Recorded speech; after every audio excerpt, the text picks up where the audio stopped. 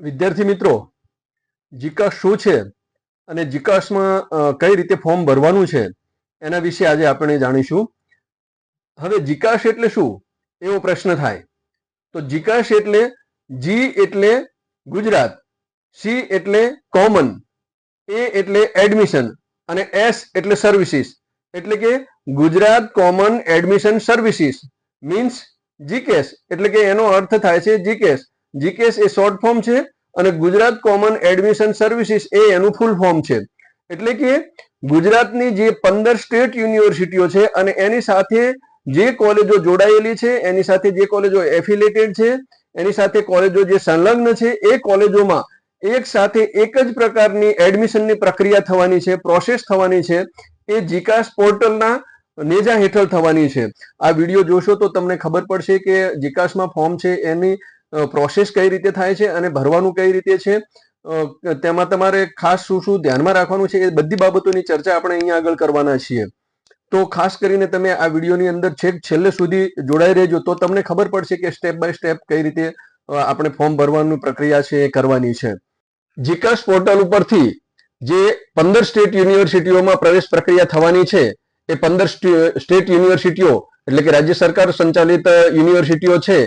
Gujarat university Ahmedabad, Maharaja Sayajirao university Vadodara, Hemchandracharya north Gujarat university Patan, Veer Narmad south Gujarat university Surat, Sardar Patel university Vallabh Vidyanagar, Saurashtra university Rajkot, Maharaja Krishnakumarsinhji university Bhavnagar, Kranti Guru Shyamji Krishna Varma university Kutch Bhuj, Shri Govind Guru university Godhra, Bhakt Kavi Narsinh Mehta university Junagadh, Indian institute of teacher education Gandhinagar, Shri Somnath Sanskrit university Veraval Somnath, children research university Gandhinagar, Baba Saheb Ambedkar open university Ahmedabad અને Gujarat technological university Ahmedabad, આવી 15 state યુનિવર્સિટીમાં આપ પ્રવેશ માટે અરજી કરી શકો છો.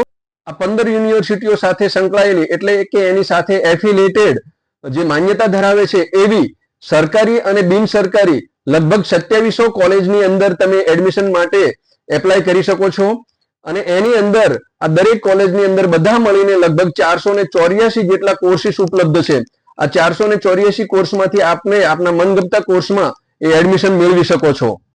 ખાસ કરીને જે વિદ્યાર્થી મિત્રો આર્ટ્સ, કોમર્સ, સાયન્સ રાખવા માંગે છે, અથવા તો એજ્યુકેશનમાં જવા માંગે છે, અથવા તો લોમાં જવા માંગે છે, કે બીબીએ કે બીસીએ કરવા માંગે છે, તો એવા વિદ્યાર્થીઓ માટે જે આ પોર્ટલ ઉપર કોર્સ ઉપલબ્ધ છે, એ જુદી જુદી યુનિવર્સિટીઓની જુદી જુદી કોલેજ છે એની અંદર આ પ્રકારના કોર્સ ઉપલબ્ધ છે. એમાં સ્નાતક કક્ષાએ એટલે કે બેચલર કક્ષાના જે કોર્સ છે એ જોઈએ તો BA, BCom, BSc, BEd, BBA, BCA આવા બેચલર કક્ષાના કોર્સ છે. આ ઉપરાંત માસ્ટર કક્ષાના કોર્સ જોઈએ તો એમાં MA, MCom, MSc, MEd, MBA, MCA આ પ્રકારના છે માસ્ટર કક્ષાના એટલે કે અનુસ્નાતક કક્ષાના એ કોર્સ ઉપલબ્ધ છે. આ સિવાય પણ તમે law, PhD, fine arts, MSc IT અને જર્નાલિઝમ જેવા વિષયોની અંદર અથવા તો કોર્સની અંદર પણ તમે પ્રવેશ મેળવી શકો છો. એ પણ આ જીકાસ પોર્ટલ થ્રુ જ તમારે અરજી કરવાની હોય છે અને એમાં પણ આ રીતે જ ઓનલાઈન પ્રક્રિયાને અનુસરવાનું હોય છે, ઓનલાઈન પ્રવેશ પ્રક્રિયાને અનુસરવાનું હોય છે અને એ રીતે ઓનલાઈન પ્રવેશ પ્રક્રિયામાંથી પસાર થઈને પછી જ તમારું એડમિશન છે એ આ જુદા જુદા કોર્સની અંદર કન્ફર્મ થતું હોય છે. તો આ પ્રકારે ઘણા બધા કોર્સ છે એ જીકાસ પોર્ટલ ઉપર ઉપલબ્ધ છે. એમાંથી તમે તમારી પસંદગીની કોલેજ શોધી શકો છો અને તમારી પસંદગીના વિષય અથવા તો કોર્સની અંદર પ્રવેશ માટે એપ્લાય કરી શકો છો. આ જીકાસ પોર્ટલ દ્વારા આપ એડમિશન લેવા માંગો છો એટલે કે પ્રવેશ મેળવવા માંગો છો તો તમારે 5 સ્ટેપ અનુસરવાના છે. આ 5 સ્ટેપ એટલે કે 5 બાબતો છે એનું ખાસ ધ્યાન રાખવાનું છે. આ 5 સ્ટેપ તમારા પૂરા થશે એટલે તમારી એડમિશન પ્રક્રિયા છે એ પૂરી થઈ ગણાશે. તો આ 5 સ્ટેપ કયા છે એ આપણે જોઈએ, જે આ મુજબ છે. સ્ટેપ 1 ઓનલાઈન ફોર્મ ફિલિંગ એટલે કે અહીંયા આગળ તમારે ઓનલાઈન ફોર્મ ભરવાનું છે. બીજું છે એ ફોર્મ વેરિફિકેશન. ત્રીજું છે રિલીઝ ઓફ મેરિટ લિસ્ટ. ચોથું છે ઓફર કન્ફર્મેશન અને પાંચમું છે રિપોર્ટિંગ. આ રીતે તમારે 5 સ્ટેપ અનુસરવાના છે. અને એ 5 સ્ટેપ કયા કયા છે, કઈ રીતના છે, એના વિશે આપણે ટૂંકમાં થોડી વિગતે વાત કરીએ. તો પહેલું સ્ટેપ છે એ ઓનલાઈન ફોર્મ ફિલિંગ છે. એટલે કે તમારે આ ફોર્મ છે એ ઓનલાઈન ભરવાનું છે. જીકાસના પોર્ટલ ઉપર જઈને તમારે ઓનલાઈન ફોર્મ ભરવાનું થાય છે. એ ઓનલાઈન ફોર્મ તમે ભરી શકો છો. આ ફોર્મ છે એ નજીકના ફ્રી ફોર્મ ફિલિંગ સેન્ટર છે ત્યાં જઈને પણ તમે ભરી શકો છો. ત્યાં તમને ફ્રીમાં ભરી આપે છે. તો આ રીતે એક પહેલું સ્ટેપ છે એ ઓનલાઈન ફોર્મ ફિલિંગનું છે. હવે એમાં તમારે છે એ 5 બાબતો ધ્યાનમાં રાખવાની છે. જેમાં પહેલી છે એ ક્વિક રજિસ્ટ્રેશન. એટલે કે તમારે એક ક્વિક રજિસ્ટ્રેશન કરવાનું રહેશે. ત્યાર પછી તમારે પેઇંગ રજિસ્ટ્રેશન ફી, એટલે કે તમારે ફી ભરવાની રહેશે જે જીકાસમાં નક્કી કર્યા મુજબની છે. માનો કે 300 રૂપિયા નક્કી કરેલી છે, એ 300 રૂપિયા ફી ભરવાની રહેશે. પછી ત્રીજું સ્ટેપ છે એ ફિલિંગ બેઝિક ડિટેલ, એટલે તમારી જે બેઝિક ડિટેલ છે, માહિતી છે, એ ભરવાની રહેશે. ચોથું ફિલિંગ એકેડેમિક ડિટેલ, એમાં તમારે તમારી એકેડેમિક ડિટેલ ભરવાની રહેશે. અને પાંચમું છે choice feeling of college, university and final submission, એટલે છેલ્લે તમારે તમારી ચોઇસ ફિલિંગ કરવાની છે. તમે કઈ કોલેજ કે કઈ યુનિવર્સિટીમાં જવા માંગો છો તે તમારે ચોઇસ ફિલિંગ કરીને ફાઇનલ સબમિશન કરી દેવાનું રહેશે. આ 5 સ્ટેપ છે એ પહેલો સ્ટેપ છે ઓનલાઈન ફોર્મ ફિલિંગ એની અંદરના છે. તો આટલી પ્રક્રિયા કરશો એટલે તમારું એક સ્ટેપ છે એ પૂરું થયું ગણાશે. હવે બીજા સ્ટેપની વાત કરીએ. બીજું સ્ટેપ છે એ ફોર્મ વેરિફિકેશનનું છે. ફોર્મ વેરિફિકેશનમાં તમારે 4 બાબતો ધ્યાનમાં રાખવાની રહેશે. એક છે એ પ્રિન્ટ આઉટ. તો પ્રિન્ટ આઉટમાં શું છે તમારે કે take print out of application form, તમારું જે એપ્લિકેશન ફોર્મ છે એની પ્રિન્ટ આઉટ કરી લેવાની રહેશે અને તમારી પાસે એની એક કોપી રાખવાની રહેશે. બીજી કોપી છે એ તમારે ત્યાં જ્યાં એડમિશન થયું હોય ત્યાં આગળ પણ બતાવવાની રહેશે. બીજું છે ડોક્યુમેન્ટ સેટ, એટલે કે તમારે તમારા પાસેના જેટલા કોઈ ડોક્યુમેન્ટ છે એ બધા પ્રિપેર કરી રાખવાના છે. Prepare a set of original document for verification, એટલે કે જ્યાં વેરિફિકેશન માટે લઈ જવાના છે એ તમામ ડોક્યુમેન્ટ છે એ તમારે તૈયાર કરી રાખવાના છે. ત્રીજું છે ગો ટુ વેરિફિકેશન સેન્ટર, એટલે કે તમારા નજીકના જે વેરિફિકેશન સેન્ટર છે ત્યાં તમારે જવાનું રહેશે. એટલે કે going to nearest verification centre, ત્યાં જઈને તમારે આ જે કોઈ ડોક્યુમેન્ટ છે એ ત્યાં બતાવવાના એ રહે છે. એટલા માટે થઈને ચેક વેરિફિકેશન સ્ટેટસ અને check verification status in student ID, તમારા સ્ટુડન્ટ આઈડી દ્વારા તમારે તમારું વેરિફિકેશન બરાબર થયું છે કે નથી થયું એ તમારે ચેક કરવાનું રહેશે. તો આ 4 સ્ટેપ છે એ સ્ટેપ 2 ના ફોર્મ વેરિફિકેશનના છે. આ 4 બાબતો છે એ તમારે અનુસરવાની રહેશે ફોર્મ વેરિફિકેશન કરતી વખતે. હવે સ્ટેપ ત્રીજું છે એ રિલીઝ ઓફ મેરિટ લિસ્ટ એનું છે. એટલે કે હવે તમે જે કઈ ફોર્મ ઓનલાઈન ભર્યું છે અને એનું વેરિફિકેશન કરાવી દીધું છે, ત્યાર પછી તમારી મેરિટ લિસ્ટ છે એ રિલીઝ થશે. હવે જો આ ત્રીજું સ્ટેપ છે રિલીઝ મેરિટ લિસ્ટનું, એ તમારે કંઈ કરવાનું રહેતું નથી. એમાં એ છે એ જે તે કોલેજ અથવા તો યુનિવર્સિટીએ કરવાનું થાય છે. કારણ કે તમે જે ફોર્મ ભરી દીધું છે, જે તમે એની અંદર માહિતી બતાવી છે, એના આધારે કોલેજ અથવા તો યુનિવર્સિટી છે એ મેરિટ લિસ્ટ તૈયાર કરે છે.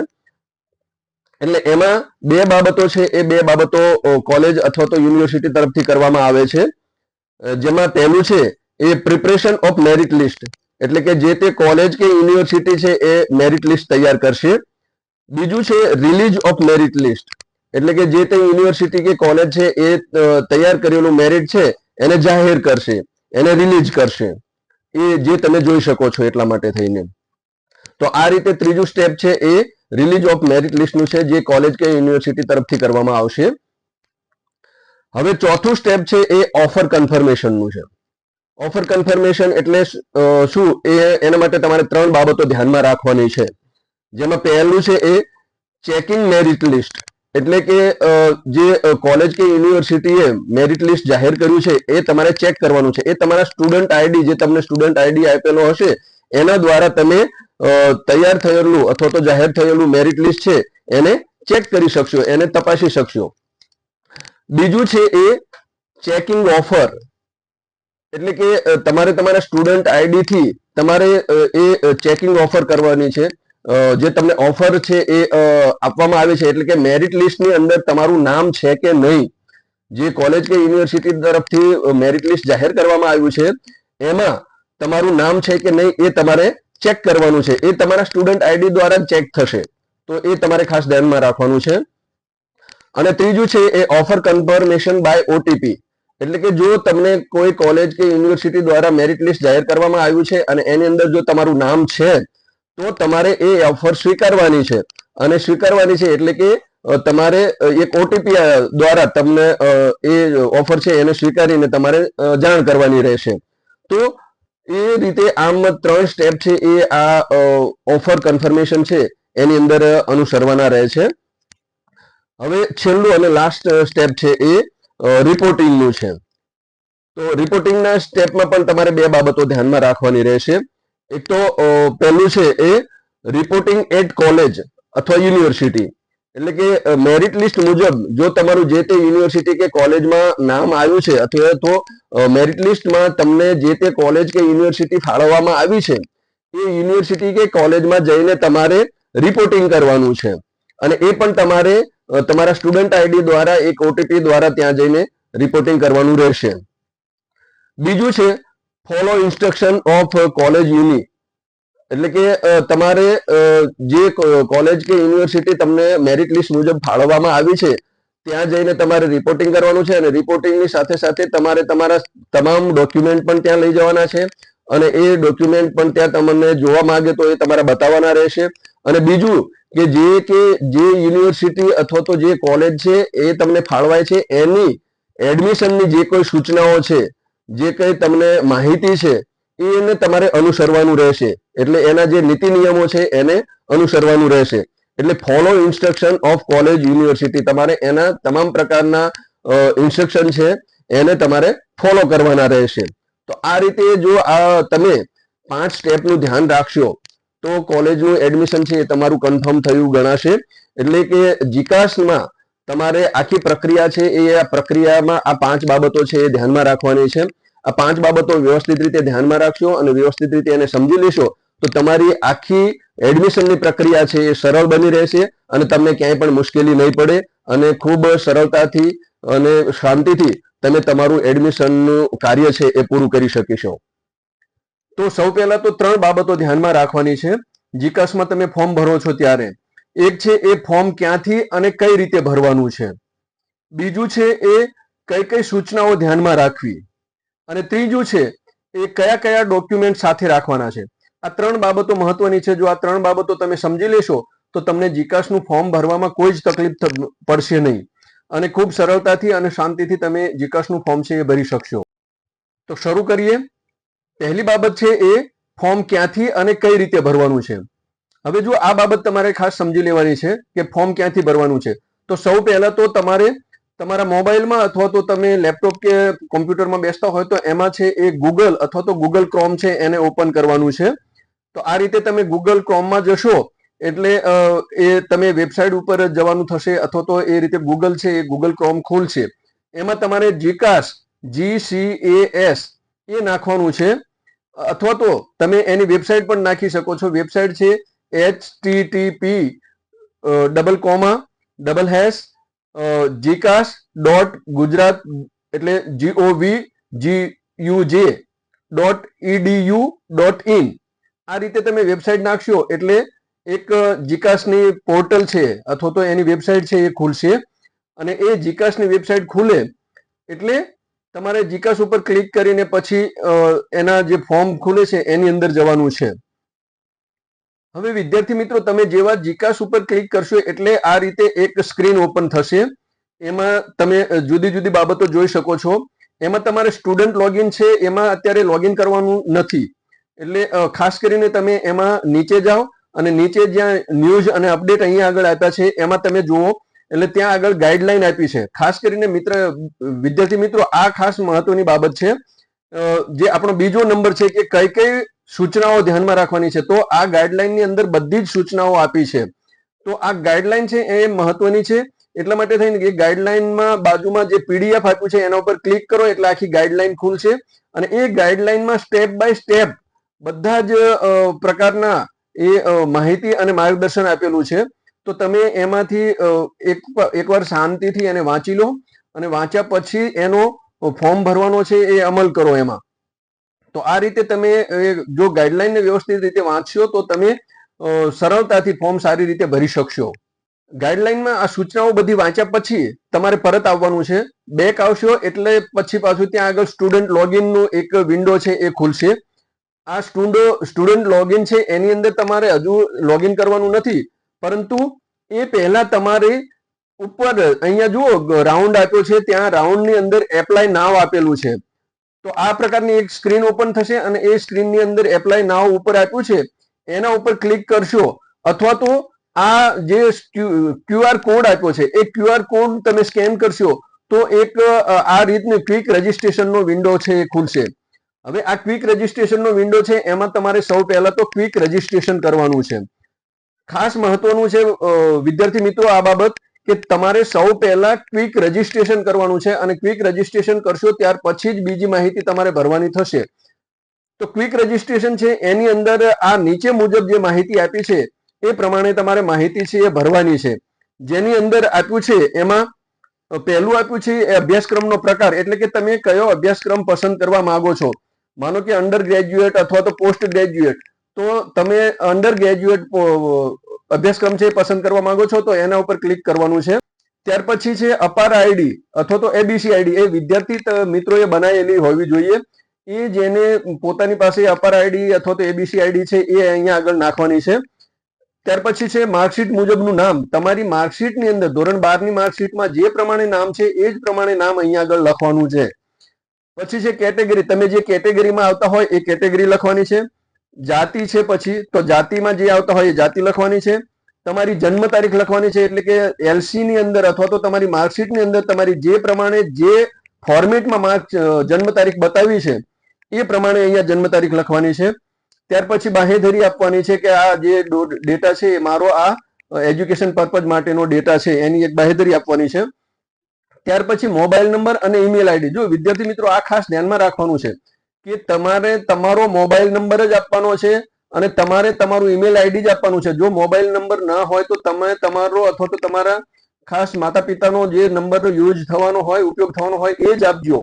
અને ઈમેલ આઈડી ના હોય તો બનાવી લેજો, કારણ કે આ મોબાઈલ નંબર અને આ ઈમેલ આઈડી જ્યાં સુધી તમારું એડમિશન કન્ફર્મ નહીં થાય ત્યાં સુધી એક જ રાખવાનું છે, કારણ કે વારંવાર આ મોબાઈલ નંબર ઉપર અને આ ઈમેલ આઈડી ઉપર જ ઓટીપી આવશે અને એ ઓટીપી થી જ તમે તમારું એડમિશનનું અથવા તો ફોર્મ ભરવાનું કામ છે એ કરી શકશો. એટલે ખાસ મહત્વનું છે કે તમારો મોબાઈલ નંબર બદલાવો ના જોઈએ અને ઈમેલ આઈડી બદલાવવું ના જોઈએ, એ યાદ રાખજો. અને યાદ રાખીએ અને તમારું હોય એ જ ભરજો. તો આ મોબાઈલ નંબર અને ઈમેલ આઈડી અહીંયા લખવાનું છે. ત્યાર પછી તમારે નીચે ગેટ ઓટીપી આપેલું છે એમાં તમારે ક્લિક કરવાનું છે, એટલે એક ઓટીપી આવશે તમે જે મોબાઈલ નંબર ને ઈમેલ આઈડી આપ્યો હશે એમાં, અને એ ઓટીપી છે અહીંયા આગળ તમારે પાછો નાખવાનો છે અને પછી એ સબમિટ કરવાનું છે. સબમિટ બટન જે આપ્યું છે એના ઉપર આ રીતે તમે સબમિટ કરશો ત્યારે તમારી ક્વિક રજીસ્ટ્રેશનની પ્રક્રિયા છે એ પૂર્ણ થઈ ગણાશે. તો આ બાબતો છે એ ખાસ ધ્યાનમાં રાખજો ક્વિક રજીસ્ટ્રેશનની. પણ મોબાઈલ નંબર અને ઈમેલ આઈડી ખાસ ધ્યાનમાં રાખજો, કારણ કે એના ઉપર જ તમારા ઓટીપી આવશે. બંને ઉપર ઈમેલ આઈડી ઉપર અને મોબાઈલ નંબર બંને ઉપર આવશે અને એ વારંવાર તમારે નાખવાના રહેશે. તો આ બાબતો ધ્યાન રાખીને ક્વિક રજીસ્ટ્રેશન કરજો. વિદ્યાર્થી મિત્રો, ક્વિક રજીસ્ટ્રેશન કર્યા પછી તમારે પાછું બેક આવવાનું છે હોમ પેજ ઉપર. અહીં હોમ પેજ ઉપર ડાબી બાજુ સ્ટુડન્ટ લોગિન આપ્યું છે, જે તમને આ સ્ક્રીન દેખાય છે એ આ સ્ટુડન્ટ લોગિન છે. એમાં તમારે લોગિન થવાનું છે, એટલે કે એમાં જે માહિતી છે એ ભરવાની છે. તમે જે મોબાઈલ નંબર આપ્યો છે અથવા તો ઈમેલ આઈડી આપ્યા છે એના પર ઓટીપી અથવા તો પાસવર્ડ આવશે. જે ઓટીપી અથવા તો પાસવર્ડ આવેલા હોય એ ઓટીપી કે પાસવર્ડ છે એ અહીંયા આગળ નાખી અને પછી તમારે લોગિન એટલે કે સાઇન ઇન થવાનું છે. અથવા તો તમે જો પહેલેથી જ આ રીતે ક્વિક રજીસ્ટ્રેશન કરેલું છે અને એમાં રજીસ્ટ્રેશન કરેલું છે તો જમણી તરફ ઉપર લખેલું છે ઓલરેડી રજીસ્ટ્રેશન, તો એના ઉપર ક્લિક કરીને પણ તમે લોગિન થઈ શકશો. તમે જેવા સાઇન ઇન કરશો એવું એક આ પ્રકારનું સ્ક્રીન એટલે કે એનું બોક્સ છે એ ખુલશે. આમાં એક બાજુ તમે ખૂણામાં જ્યાં આગળ ભાષા પસંદગી આપી છે ત્યાં આગળથી તમે ભાષા પસંદગી પણ કરી શકો છો, એટલે કે અંગ્રેજી કે ગુજરાતી એ બેમાંથી એક ભાષા છે એની પસંદગી કરી શકો છો. અને ત્યાર પછી તમારે જે સ્ક્રીન દેખાય છે અથવા તો આ પ્રકારનું એક બોક્સ દેખાય છે એ બોક્સની અંદર જે માહિતી આપી છે એ ભરવાની થાય છે. હવે આ બોક્સ છે એની અંદર 5 પ્રકારના લાલ કલરના બોક્સ નાના નાના આપ્યા છે અને એ દરેક બોક્સ ઉપર ક્લિક કરીને પછી એની અંદર જઈને પછી માહિતી ભરવાની હોય છે. તો આ દરેક બોક્સ છે એ અત્યારે લાલ રંગના છે. જેમ જેમ તમે માહિતી ભરતા જશો એમ એ દરેક બોક્સ છે એ લીલા રંગનું થઈ જશે. એટલે કે જે લીલા રંગનું થાય એ સમજવું અને ત્યાં નીચે એવું લખેલું આવશે કે કમ્પ્લીટેડ. એટલે તમારે એવું સમજવાનું કે તમારું એ વિભાગ છે અથવા તો એ ભાગ છે એટલો તમારો માહિતી છે સક્સેસફુલી રીતે સબમિટ થઈ છે અથવા તો સારી રીતે ભરાઈ ગઈ છે એમ. તો આ ખાસ બાબત છે એ ધ્યાનમાં રાખજો. હવે પ્રવેશ કાર્યવાહી માટેના આ 5 ફિલ્ડ છે એ 5 ફિલ્ડ છે એ લાલ રંગના છે અને એ 5 ફિલ્ડની તમારે માહિતી ભરવાની રહેશે. પહેલું ફિલ્ડ છે એ તમારું રજીસ્ટ્રેશન માટેનું છે, એને રજીસ્ટ્રેશન ફી એટલે કે પેમેન્ટ માટેનું છે. બીજું ફિલ્ડ છે એ પ્રોફાઇલ માટેનું છે. ત્રીજું ફિલ્ડ છે એ તમારું એકેડેમિક છે. ચોથું ફિલ્ડ છે એ ચોઇસ માટેનું છે અને પાંચમું ફિલ્ડ છે એ વેરિફિકેશન માટેનું છે. તમે જેવી ચોઇસ કરશો એવું એક ફિલ્ડ બીજું પણ પછી દેખાશે જે સબમિશનનું છે અથવા સબમિટનું છે. તો એ પણ પાછળથી એમાં એડ થશે. તો આ પ્રકારે આ 5 ફિલ્ડ છે એ 5 ફિલ્ડ આપને ખૂબ સાવધાનીથી, ધ્યાનપૂર્વક અને સાવચેતીથી સારી રીતે સમજપૂર્વક આ ભરવાના રહેશે. જે આ 5 ફોર્મ ફિલ્ડ આપ્યા છે એની આપણે હવે ટૂંકમાં વિગતે વાત કરીએ અને ક્રમમાં એને લેતા જઈએ અને એના વિશે સમજતા જઈએ.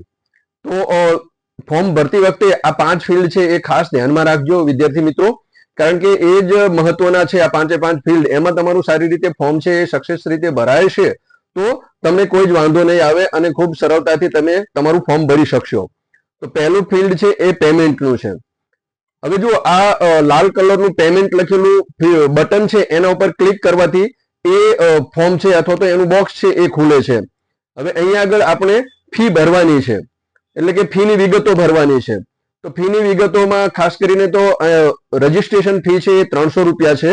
આ 300 રૂપિયા તમારે ફી ઓનલાઈન મોડમાં ભરવાની છે અને એ ફી છે તમે યુપીઆઈ થી અથવા QR થી અથવા નેટ બેન્કિંગ થી, ક્રેડિટ કાર્ડ થી, ડેબિટ કાર્ડ થી અથવા તો મોબાઈલ બેન્કિંગ થી આ કોઈ પણ ઓપ્શન થી તમે ભરી શકો છો. હવે આ જે 300 રૂપિયા ફી ભરો છો રજીસ્ટ્રેશન ફી એ નોન રિફંડેબલ છે એટલે કે એ તમને પરત મળવા પાત્ર નથી. એકવાર તમારી ફી ભરાઈ ગઈ એટલે પછી એ તમને પરત મળશે નહીં. હવે જેવી ફી ભરાઈ જાય એટલે ત્યાં પેમેન્ટ સક્સેસફુલ આવશે. તો એ પેમેન્ટ સક્સેસફુલ જોઈ શકો છો આપ. અને પછી જે ઉપર ભૂરા કલરનું બટન આપ્યું છે એના ઉપર ક્લિક કરવાથી તમે તમારી ફીની રસીદ છે એ ડાઉનલોડ કરી શકશો. તો આ નીચે દેખાય છે એ પ્રકારે તમે ફીની રસીદ છે એને ડાઉનલોડ કરી શકો છો. જેવું પેમેન્ટ સ્ટેટસમાં સક્સેસફુલ આવી જાય અને તમે ફીની રસીદ છે એને ડાઉનલોડ કરી લો ત્યારબાદ એ પેમેન્ટનું બટન છે એ લીલા કલરનું થઈ જશે. એટલે તમારું પેમેન્ટ છે એ સક્સેસફુલ થઈ ગયું છે એટલે કે તમારી જે કાર્યવાહી છે એ કમ્પ્લીટ થઈ ગઈ છે અને ત્યાં બટનમાં નીચે લખેલું આવશે કમ્પ્લીટેડ.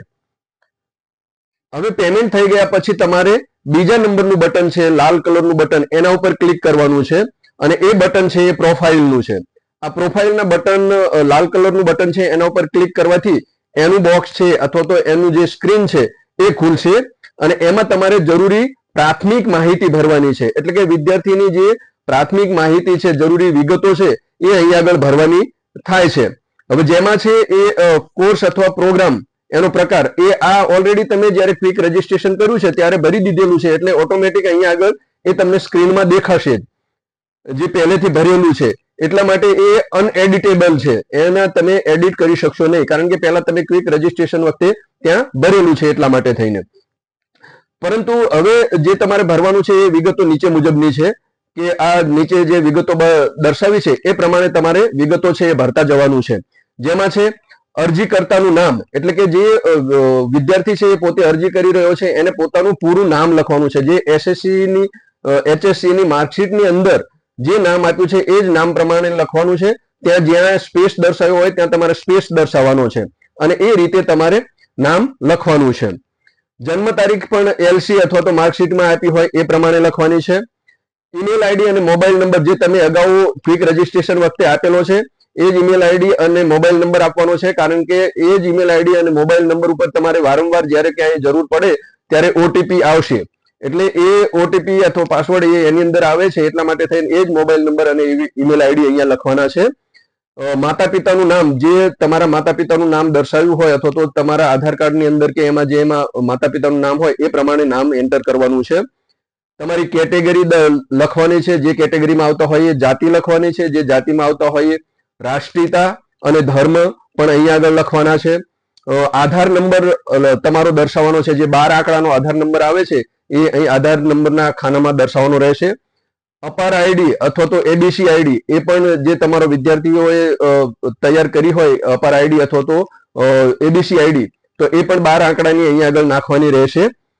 તમારા સરનામાની વિગતો, જે તમારું સરનામું હોય એ અહીંયા આગળ લખવાનું છે. એમાં 2 પ્રકાર છે કે હાલનું સરનામું અને કાયમી સરનામું. તો તમારું જે હાલનું સરનામું હોય એ જ જો કાયમી સરનામું હોય તો ત્યાં આગળ તમારે સેમ એજ પ્રેઝન્ટ એના ઉપર ક્લિક કરશો એટલે તમારું હાલનું સરનામું છે એ જ કાયમી સરનામામાં આવી જશે. તો તમે એ રીતે એમાં એ લખી શકો છો સરનામાની વિગતોમાં. ત્યાર પછી છે ધોરણ 10 એટલે કે એસએસસી ની વિગતો તમારે લખવાની છે. હવે અહીંયા આગળ જો તમારે ટકા લખવાના છે, પર્સન્ટાઇલ નથી લખવાના, એ ખાસ ધ્યાન રાખજો. અને ત્યાર પછી છે ફોટોગ્રાફ અને સહી. હવે તમારે આ બાબત ખાસ ધ્યાનમાં રાખવાની છે કે ફોટોગ્રાફ્સ અને સહી છે એ તમારી ઓલરેડી સ્કેન કરીને અથવા ફોટો પાડીને તમારે તમારા ફોલ્ડરની અંદર મૂકી રાખવાના છે, કારણ કે અહીંયા આગળ અપલોડ કરવાના છે એટલા માટે.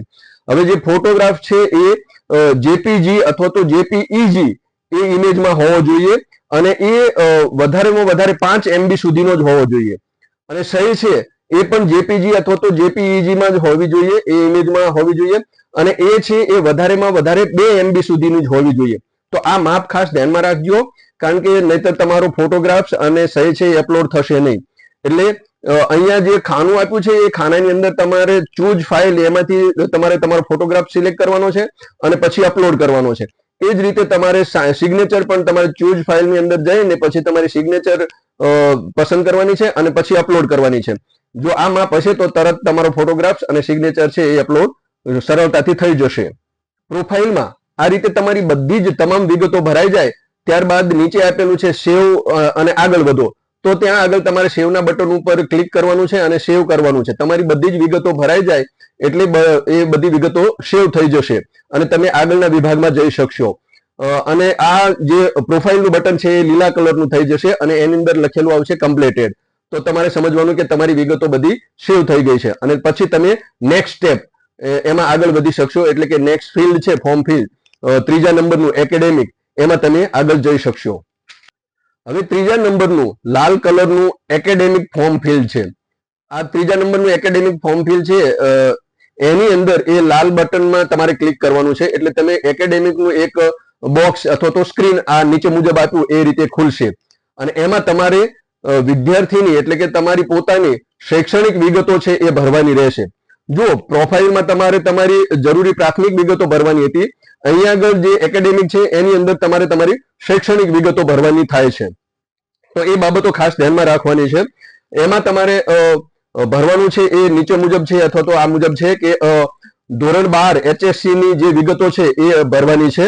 એમાં 3 વિકલ્પો આપેલા હોય છે કે HSC જે તમે પાસ કરી હોય એ, અથવા તો ડિપ્લોમા પાસ કર્યું હોય તો ડિપ્લોમા એની ધોરણ 12 ની સમકક્ષ જે કઈ પરીક્ષા પાસ કરી હોય એ, અથવા તો બીપીપી જે ડોક્ટર બાબા સાહેબ આંબેડકર યુનિવર્સિટી દ્વારા એ લેવાય છે ધોરણ 12 ની સમકક્ષનું, તો તમે જે પાસ કર્યું હોય એ તમારે અહીંયા આગળ સિલેક્ટ કરવાનું રહેશે એ 3 વિકલ્પોમાંથી.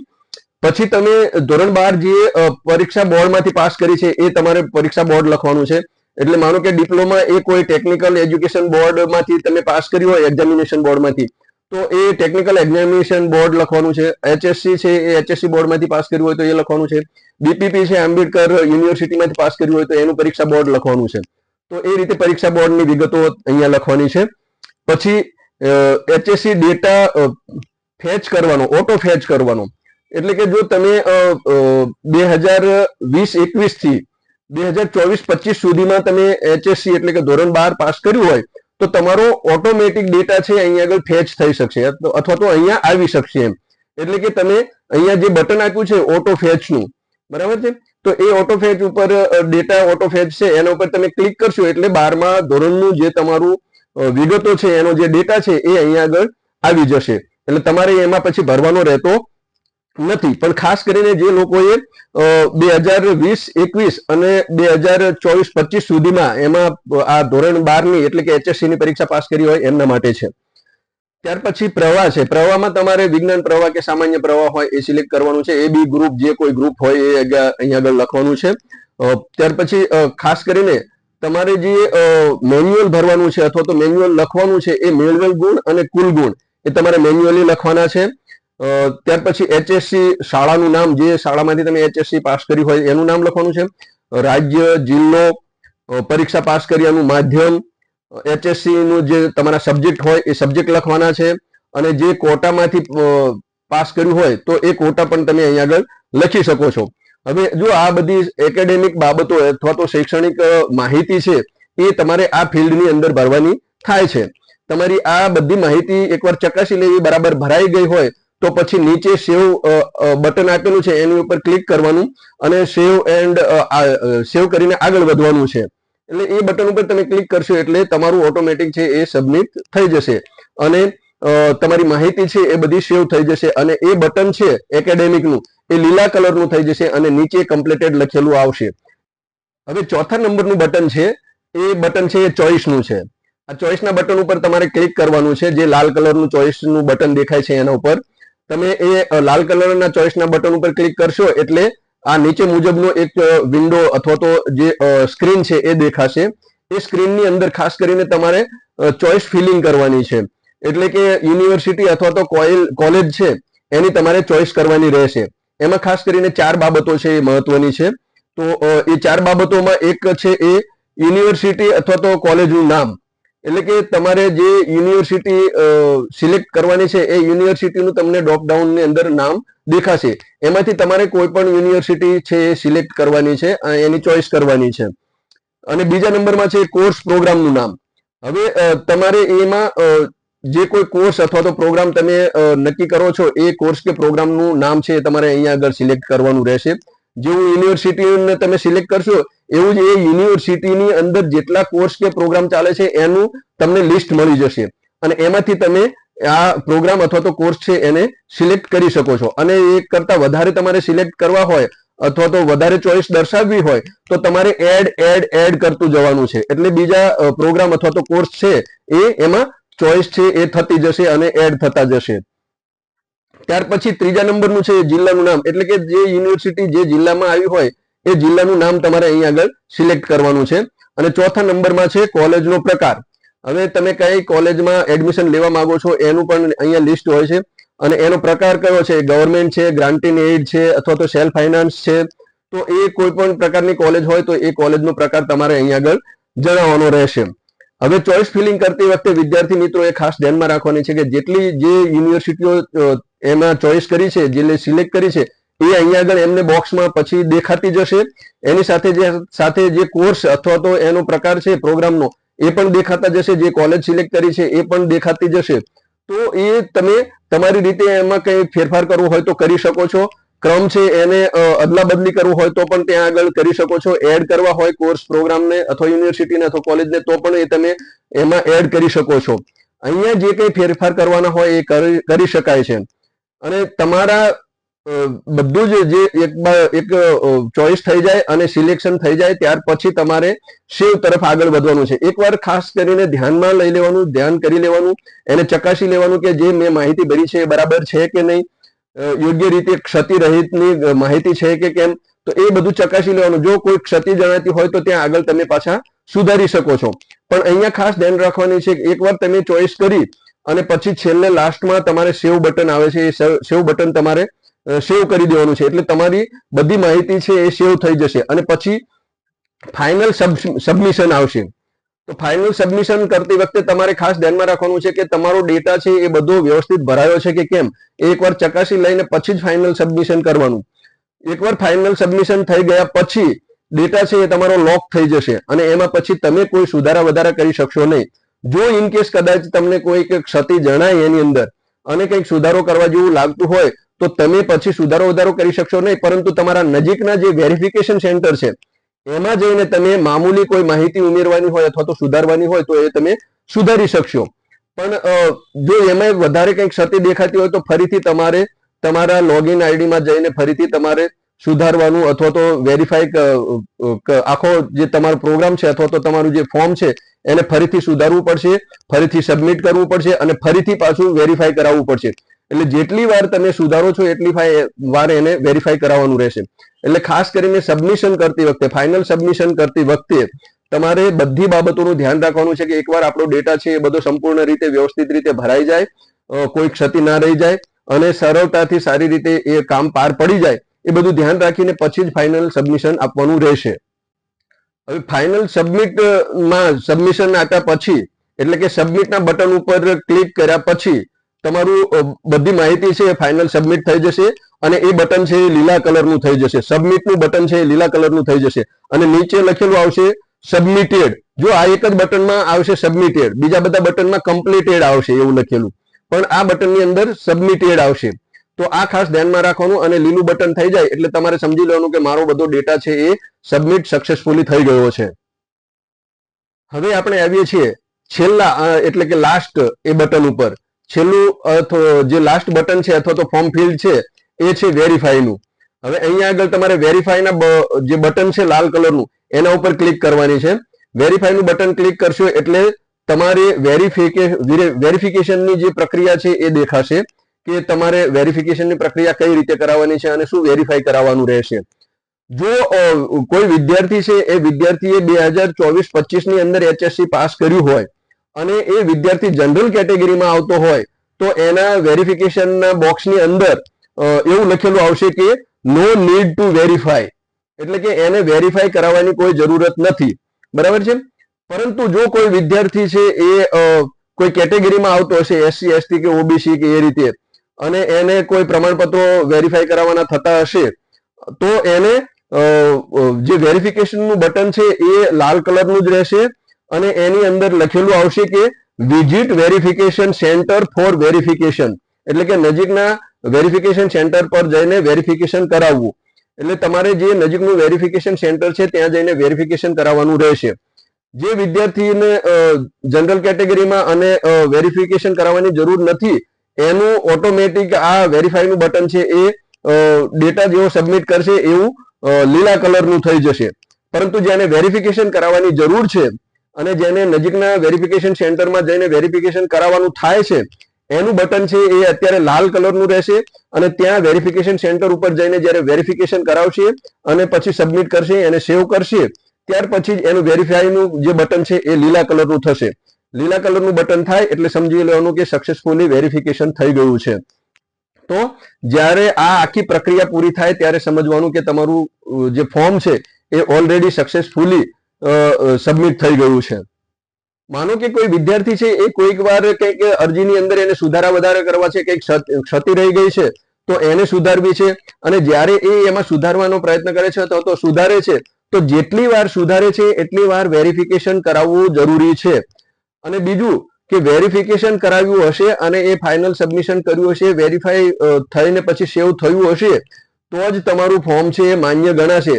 જો વેરિફિકેશન નહીં કરાવ્યું હોય અને વેરીફાઈનું બટન છે એ લાલ કલરનું જ રહ્યું હશે તો તમે પ્રવેશ પ્રક્રિયાની અંદર ભાગ લઈ શકશો નહીં. તો આ ખાસ બાબતો છે વિદ્યાર્થી મિત્રો ધ્યાનમાં રાખજો કે દરેક વખતે તમારે વેરિફિકેશન કરાવવું જરૂરી છે.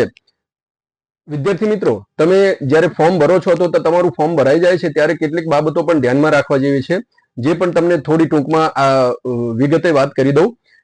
જો તમારે વેરિફિકેશન સેન્ટરના નામ જાણવા હોય તો જીકાસના હોમ પેજ ઉપર લિસ્ટ ઓફ વેરિફિકેશન સેન્ટર એવું આપેલું છે, લખેલું છે. ત્યાં આગળ તમને ક્લિક કરવાથી એના વેરિફિકેશન સેન્ટરના નામ મળી જશે તો તમે ત્યાંથી એ નામ છે એ જાણી શકો છો. બીજું છે કેટેગરીના વિદ્યાર્થીઓ છે એ જો એમને કોઈ જાતિનું પ્રમાણપત્ર છે એ અથવા તો ક્રિમિલિયર સર્ટિફિકેટ છે કે એનું જાતિના દાખલાઓ કાઢવા માટે આપ્યા હોય તો એની જે કઈ રસીદ આપી હોય એ તમારે સાચવી રાખવાની છે. જો તમને એ પ્રમાણપત્ર કાઢી ના આપ્યું હોય અને રસીદ હોય તો એ જે તે સમયે તમે વેરિફિકેશન કરાવવા જાઓ છો ત્યારે માત્ર આ રસીદ બતાવશો તો પણ એ એટલા પૂરતું ચાલશે. પરંતુ જ્યારે તમારું પ્રવેશ છે એ કન્ફર્મ થાય અને તમે જ્યારે જે કોલેજમાં એડમિશન લેવા જાઓ ત્યારે તમારે તમારું એ પ્રમાણપત્ર કેટેગરીનું છે એ બતાવવું આવશ્યક છે, નહીતર તમને જનરલમાં પ્રવેશ મળશે. બીજું કે જે વિદ્યાર્થી મિત્રો છે એમની માર્કશીટની અંદર માત્ર ગ્રેડ દર્શાવ્યો હોય તો એ વિદ્યાર્થીઓએ માર્ક્સ અથવા ટકાવારીનું જે તે બોર્ડ અથવા તો સંલગ્ન યુનિવર્સિટી છે એનું જે કન્વર્જેશન સર્ટિફિકેટ આવે છે એ તમારે આમાં એડ કરવાનું રહેશે, એટલે કે અપલોડ કરવાનું રહેશે. આ ઉપરાંત વિદ્યાર્થીઓએ વેરિફિકેશન સેન્ટરમાં જ્યારે વેરિફિકેશન કરાવવા જાય ત્યારે અસલ પ્રમાણપત્રો લઈ જવાના છે, પરંતુ ત્યાં આગળ કોઈ પણ પ્રકારના અસલ પ્રમાણપત્રો છે એ જમા કરાવવાના નથી. આ ખાસ ધ્યાનમાં રાખજો. તમારા અસલ પ્રમાણપત્રો અથવા તો કે ડોક્યુમેન્ટ છે જે કોઈ હોય એ તમારે પ્રવેશ મળે ત્યારબાદ જે યુનિવર્સિટીમાં તમારે અથવા તો કોલેજની અંદર રિપોર્ટિંગ કરવાનું છે એ સમયે તમારા અસલ પ્રમાણપત્રો ત્યાં આગળ લઈ જવાના છે અને ત્યાં બતાવવાના છે. મેરિટ મુજબ તમારું જે યુનિવર્સિટી અથવા તો કોલેજની અંદર મેરિટમાં નામ આવ્યું હોય તે કોલેજ અથવા યુનિવર્સિટીમાં જઈને ત્યાં આગળ તમારે રિપોર્ટિંગ કરવાનું રહેશે. તમને જે ઓટીપી આવ્યો હોય તો એ ઓટીપી અહીંયા આગળ દાખલ કરીને તમારે ત્યાં આગળ તમારો પ્રવેશ છે એ કન્ફર્મ કરાવવાનો રહેશે. જે કોલેજ છે અથવા તો જે યુનિવર્સિટી છે ત્યાં તમને પ્રવેશ મળેલ હોય ત્યાં આગળ તમારે નિયત સમય મર્યાદામાં તમારો પ્રવેશ છે એ ઓનલાઈન મોડમાં કન્ફર્મ કરાવી લેવાનો છે. જો ઓનલાઈન મોડમાં તમારો પ્રવેશ છે એ કન્ફર્મ નહીં થાય જે તે કોલેજ અથવા યુનિવર્સિટીમાં તો તમારો પ્રવેશ રદ થવાને પાત્ર ગણાશે. હવે તમારે ફોર્મ ભરતી વખતે અથવા તો જ્યારે તમે કોલેજ કે યુનિવર્સિટીમાં રિપોર્ટિંગ કરવા જાઓ છો અથવા તો વેરિફિકેશન સેન્ટરમાં વેરિફિકેશન કરાવવા જાઓ છો કે પછી ફ્રી ફોર્મ સેન્ટર છે તો એ ફ્રી ફોર્મ ફિલિંગ સેન્ટરની અંદર તમે જ્યારે ફોર્મ ભરવા જાઓ છો ત્યારે તમારી પાસે કયા કયા દસ્તાવેજો અથવા તો ડોક્યુમેન્ટ્સ હોવા જોઈએ એની એક હું તમને નાનકડી વાત કરી દઉં છું. તો તમારે તમારી સાથે રાખવાના છે એ ડોક્યુમેન્ટ આ મુજબ છે, જે અહીંયા હું લિસ્ટ પણ આપું છું તમને. કે એક છે એ એસએસસી ની માર્કશીટ, એસએસસી ની માર્કશીટ તમારે રાખવાની છે. બીજી એચએસસી ની માર્કશીટ અથવા તો એના સમકક્ષ ધોરણ 12 પાસ કર્યું હોય તો એની માર્કશીટ છે એ તમારે સાથે રાખવાની છે. શાળા છોડ્યાનું પ્રમાણપત્ર, એટલે કે જે શાળાની અંદર તમે ભણ્યા છો ધોરણ 12 સુધી એ શાળા છે એને છોડી છે તો એનું જે એલસી છે એ તમારે લિવિંગ સર્ટિફિકેટ રાખવાનું છે. સાથે ટ્રાયલ સર્ટિફિકેટ રાખવાનું છે, કેટલી ટ્રાયલે તમે આ પાસ કર્યું છે જે તે ધોરણ છે એ, તો એનું ટ્રાયલ સર્ટિફિકેટ સાથે રાખવાનું છે. જો કોઈ ગેપ હોય તો એનું ગેપ સર્ટિફિકેટ સાથે રાખવાનું છે. જાતિનું પ્રમાણપત્ર, જો જે વિદ્યાર્થીઓને લાગુ પડે છે એસસી એસટી કે ઓબીસી છે તો એ વિદ્યાર્થીઓએ અથવા તો ઈડબ્લ્યુએસ માં આવે છે એ વિદ્યાર્થીઓએ જાતિનું પ્રમાણપત્ર સાથે રાખવાનું છે. નોન ક્રિમિલિયર સર્ટિફિકેટ, ઓબીસી ના વિદ્યાર્થીઓ હોય તો એમને નોન ક્રિમિલિયર સર્ટિફિકેટ છે એનું સાથે રાખવાનું છે. ઈડબ્લ્યુએસ ના વિદ્યાર્થી હોય તો ઈડબ્લ્યુએસ પ્રમાણપત્ર સાથે રાખવાનું છે. કોઈ વિદ્યાર્થી દિવ્યાંગ છે તો એ દિવ્યાંગનું પ્રમાણપત્ર પણ એને સાથે લઈ જવાનું રહેશે. આ ઉપરાંત તમારા કોઈ ક્વોટામાં, એટલે કે કોઈ કોટામાં તમે પ્રવેશ મેળવ્યો હોય તો એ કોટાનું પ્રમાણપત્ર પણ સાથે રાખવાનું છે. તો આટલા ડોક્યુમેન્ટ છે એ અસલ ડોક્યુમેન્ટ તમારી સાથે હોવા જોઈએ જ્યારે પણ તમે વેરિફિકેશન કરાવવા જાઓ છો અથવા તો ફ્રી ફોર્મ ફિલિંગ સેન્ટર ઉપર જાઓ છો ત્યારે તમારે આ ડોક્યુમેન્ટ સાથે લઈને જવાના છે. એના આધારે તમારી ફોર્મની છે વિગતો ભરવામાં આવતી હોય છે, વેરિફિકેશન કરવામાં આવતી હોય છે. વિદ્યાર્થી મિત્રો, આમ તમને અહીંયા આગળ જીકાસમાં ફોર્મ કઈ રીતે ભરવું અને એમાં કઈ કઈ બાબતો ધ્યાનમાં રાખવી એના વિશે ખૂબ જ ડિટેલમાં અને વિગતો સભર એ માહિતી અને માર્ગદર્શન આપવામાં આવ્યું છે. મને લાગે છે કે હવે તમને કોઈ વાંધો નહીં આવે, ખૂબ સારી રીતે અને સરળતાથી ફોર્મ છે એ તમારું જીકાસમાં ભરી શકશો. તો આટલી વિગતો એ મને લાગે છે ખૂબ મહત્વની આપની માટે છે અને પૂરતી છે.